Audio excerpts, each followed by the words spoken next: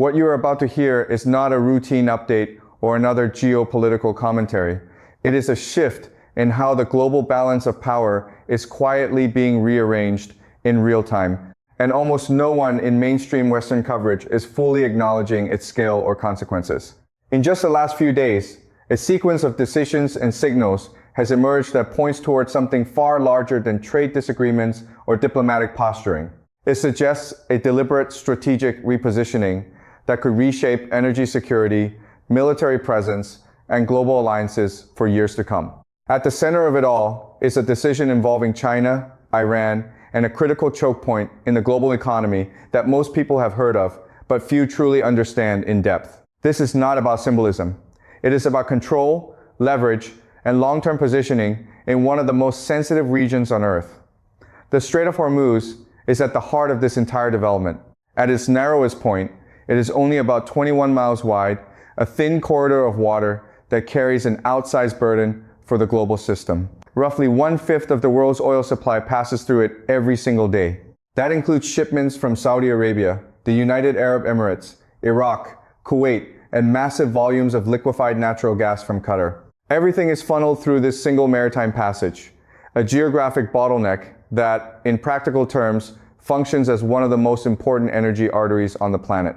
For decades, the stability of this corridor has depended heavily on the implicit presence of American naval power, particularly the U.S. Fifth Fleet, stationed in Bahrain, which has acted as a primary deterrent against any attempt to disrupt shipping routes. The assumption underpinning this entire system has been relatively simple. Iran would be contained, and the Strait of Hormuz would remain open under the shadow of American enforcement. What has changed now is that this long-standing assumption is being quietly tested and potentially rewritten. To understand why, it is important to move beyond the simplified way this situation is often described in public discourse. Many narratives still frame the China-Iran relationship as a basic exchange, discounted oil flowing to China under sanctions, and financial relief flowing back to Iran. That explanation, while not entirely false, misses the deeper structure that has been taking shape over the past several years.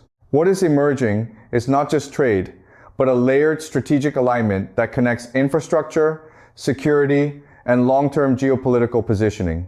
Since around 2021, China and Iran have been developing a framework often referred to as a long-term cooperation agreement, reportedly spanning 25 years and valued in estimates ranging between $400 and $600 billion. But the significance of this arrangement is not just in its financial scale. It lies in what it enables structurally.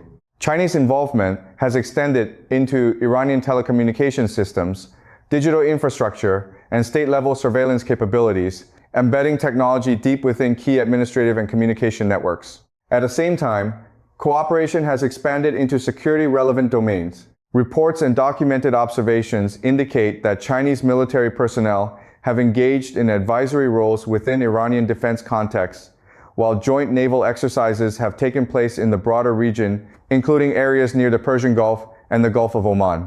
These are not symbolic drills. They represent operational familiarity between two militaries in waters that are strategically tied to global energy flow. Against this backdrop, a new layer of diplomatic tension has emerged involving the United States. The Trump administration, in its renewed approach, reportedly attempted to create a set of incentives aimed at recalibrating China's strategic alignment. These included discussions around easing certain semiconductor export restrictions and opening limited pathways for Chinese technology firms to re-engage with American markets under a broader framework of economic normalization. The underlying idea was straightforward: reduce friction with Beijing in exchange for a recalibration of its relationships with U.S. adversaries, particularly Iran and Russia. From a purely economic perspective, the offer contained meaningful value. However, what matters more is how it was received. Beijing ultimately declined, and that refusal was not simply a rejection of terms.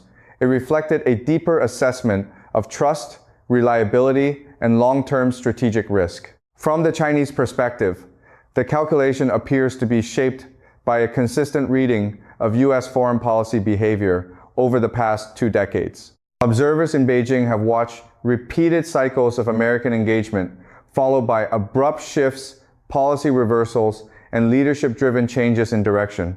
From Iraq to Libya, from the Iran nuclear agreement to broader Middle East strategy adjustments, the pattern has been one of inconsistency from a long-term strategic standpoint.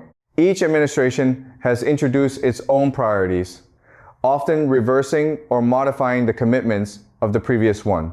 In that context, the Chinese leadership appears to have reached a conclusion that American strategic promises, regardless of intent, are inherently tied to short political cycles rather than durable institutional continuity.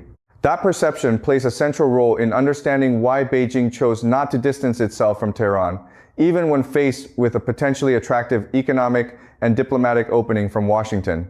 This is where the situation becomes more than diplomacy and starts to resemble a structural shift in how global alliances are being defined. From Beijing's point of view, the issue is no longer simply about Iran as a partner or the United States as a negotiator. It is about whether any strategic alignment with Washington can be treated as stable enough to justify reshaping long-term partnerships.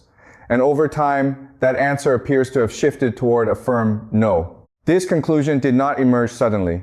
It was built gradually through a series of global events that China has observed closely and interpreted through a very specific lens of state behavior and reliability.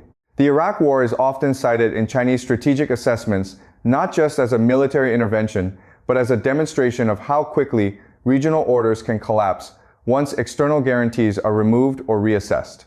Libya is another reference point, particularly the case of Muammar Gaddafi, who agreed to dismantle his nuclear ambitions in exchange for reintegration into the international system. Years later, that same state structure was dismantled during NATO intervention. These events are not treated in Beijing as isolated incidents, but as data points in a broader pattern.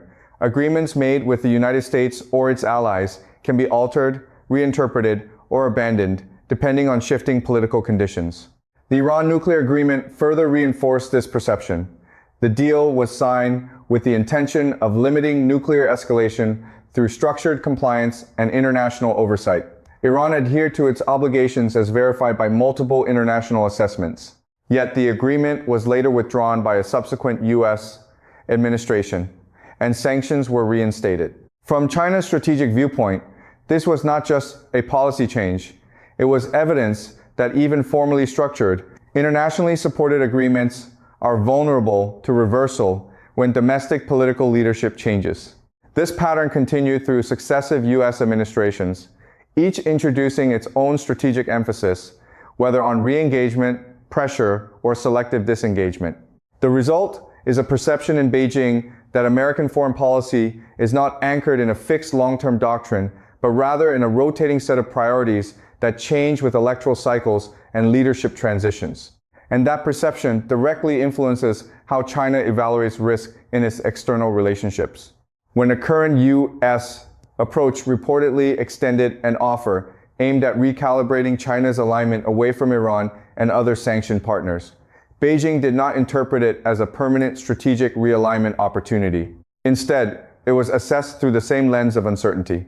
The central question was not what the offer contained economically, but whether any agreement based on it would remain valid beyond a single administration. In other words, the calculation was not short-term gain versus loss, but stability versus volatility over decades. This is where the logic behind China's refusal becomes clearer. Accepting the U.S.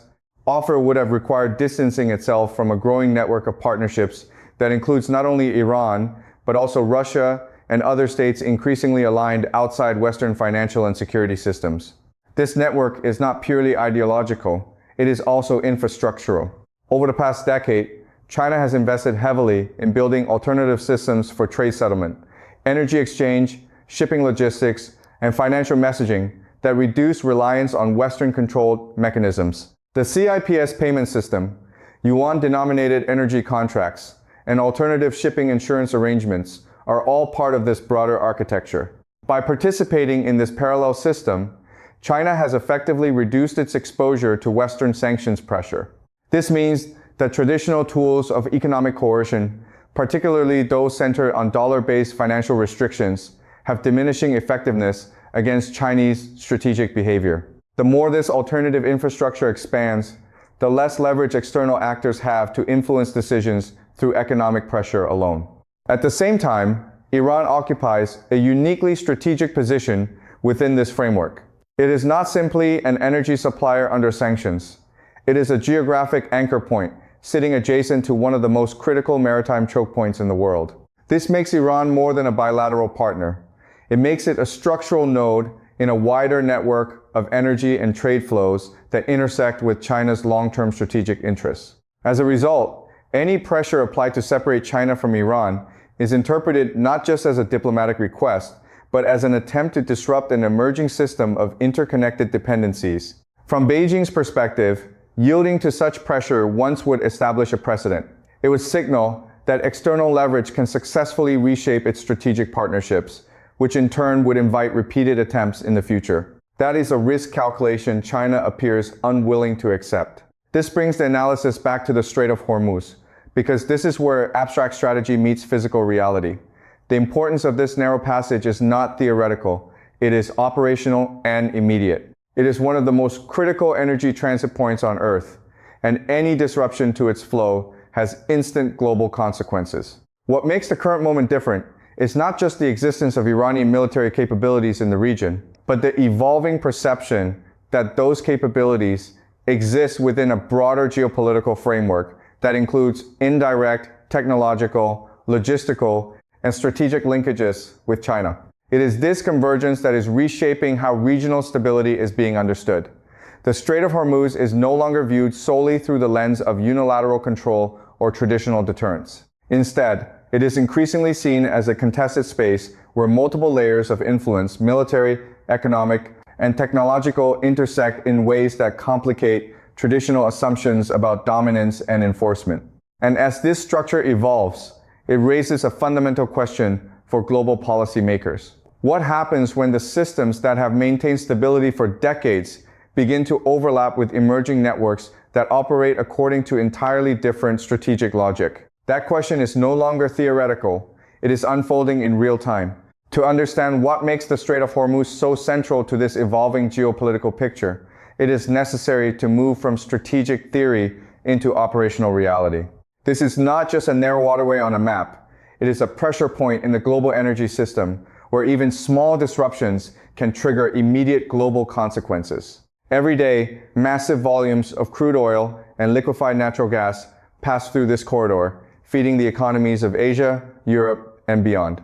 Any interruption, even temporary, has the potential to affect global pricing, supply chains, and industrial stability within hours. For decades, the assumption has been that this corridor remains open because the cost of closing it would be too high for any regional actor to bear. That assumption has rested primarily on the presence of American naval power, particularly the U.S. Fifth Fleet, which has operated as a stabilizing force in the region. Its role has not been to directly control trade, but to ensure that no single actor can unilaterally disrupt it.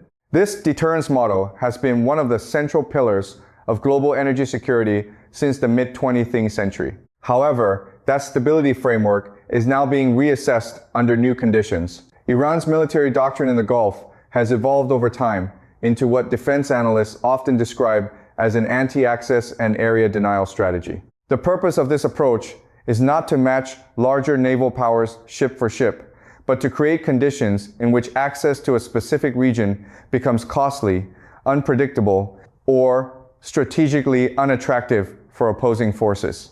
This capability is built on several layers. Fast attack vessels allow for rapid asymmetric engagement in confined waters. Anti-ship missile systems provide the ability to target vessels from significant distances with increasing precision. Mobile launch platforms distributed across land territory reduce vulnerability to preemptive strikes. In addition, drone systems have been developed and tested in regional conflict environments, allowing for coordinated, swarm-based disruption scenarios that can overwhelm traditional defensive systems. Another critical component is the deployment of naval mines.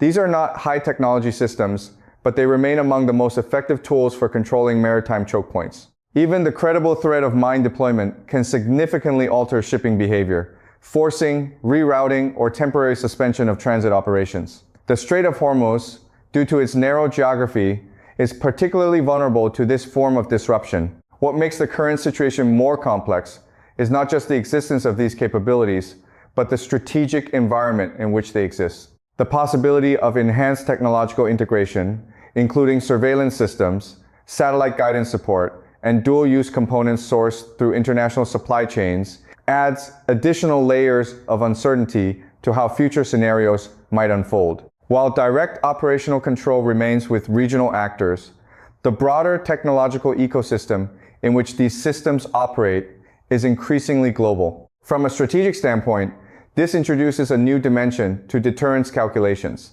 Traditional models assume clear lines of escalation and predictable responses between state actors. However, when capabilities are distributed, layered, and partially interconnected across multiple alliances and partnerships, the threshold for escalation becomes less defined. This does not mean conflict is inevitable, but it does mean that the conditions under which it might occur are more complex than in previous decades. At the same time, the economic dimension of this corridor cannot be separated from its security dimension. Countries such as Japan and South Korea rely heavily on energy imports that pass directly through the Strait of Hormuz. Their industrial economies are deeply dependent on uninterrupted supply flows. India, too, remains significantly exposed to disruptions in Gulf energy transit, despite efforts to diversify sources. Even European markets, while increasingly shifting toward alternative energy channels, remain indirectly affected through global pricing mechanisms. This means that any instability in the strait does not remain regional. It immediately becomes global. Energy markets react in real time. Insurance premiums for shipping adjust instantly. Strategic reserves are evaluated. Governments begin contingency planning within hours. In this sense, the Strait of Hormuz functions not just as a physical passage, but as a real-time feedback mechanism for the global economy. What is changing now is the perception of control over this mechanism. For decades, control was assumed to rest primarily with the United States and its regional partnerships. That assumption is now being challenged, not through direct confrontation, but through gradual shifts in alignment, infrastructure development, and strategic cooperation among multiple actors operating within the same space. China's position in this environment is particularly important because it does not rely on traditional forms of regional military presence to exert influence. Instead, its role is increasingly defined by infrastructure, trade systems, and long-term economic integration.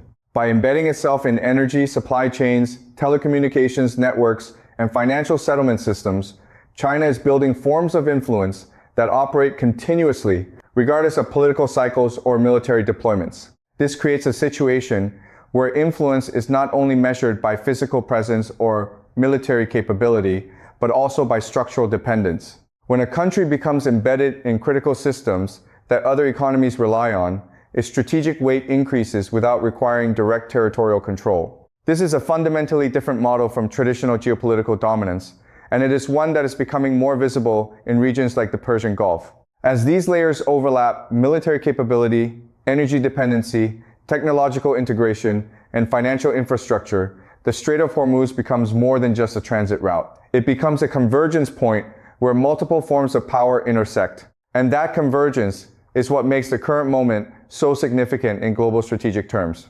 Because once control is no longer centralized, but distributed across overlapping systems, the question is no longer who controls the strait in the traditional sense. The question becomes who can influence its stability, under what conditions, and through which mechanisms. And that is a question the global system is only beginning to confront. At this stage, the discussion moves beyond regional tensions and into the structure of global power itself. Because what is unfolding around the Strait of Hormuz is not an isolated case. It is part of a wider pattern in which traditional centers of authority are being tested by alternative systems that do not rely on the same assumptions, timelines, or institutional logic. The United States has historically operated as a primary guarantor of maritime security in key global choke points, but that role is increasingly being challenged not by direct replacement, but by gradual diversification of influence. One of the most important shifts is the development of parallel systems that reduce dependence on any single global authority. Over the past decade, China has worked steadily to build financial and logistical mechanisms that operate outside traditional Western frameworks. These include alternative payment networks, energy pricing arrangements based on non-dollar currencies, and shipping and insurance structures designed to function independently of Western regulatory pressure. While these systems are still developing, their existence changes the strategic landscape in subtle but important ways. The significance of this shift is not that it immediately replaces existing systems, but that it introduces redundancy into a structure that was previously centralized. When global trade, energy flows, and financial transactions are all routed through a limited number of control points, influence is concentrated. When alternative pathways begin to exist, even if they are not yet dominant, the ability of any single actor to impose pressure is reduced. This is one of the underlying structural changes shaping the current geopolitical environment.